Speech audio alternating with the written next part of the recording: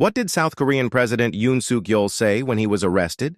Speaking on the morning of January 15th at his residence in Yongsan, before going to the investigation agency's headquarters, President Yoon Suk Yeol said he decided to appear to avoid the risk of bloodshed. When I saw investigators breaking into the security area with fire extinguishers, I decided to respond to the Corruption Investigation Office, CIO investigation, even though it was an illegal investigation, to prevent unnecessary bloodshed, Yoon said. The South Korean president expressed regret over the illegal and invalid procedures involved in issuing the arrest warrant.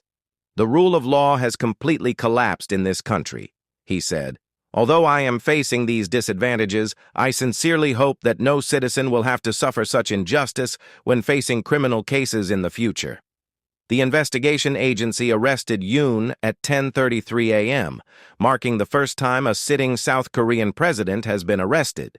Live television footage showed a convoy believed to be carrying Yoon leaving the presidential palace in central Seoul to head to the CIO office in Gwacheon, southern Seoul.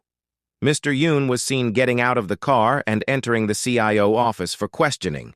The investigation agency then has 48 hours to request a formal arrest warrant for the president. He is expected to be detained at the Seoul Detention Center in Uiwang, near the CIO office. The South Korean investigation agency's attempt to arrest the president began at 5 a.m. on January 15th. The investigators were blocked by lawmakers from the ruling KPP and Mr. Yoon's lawyers.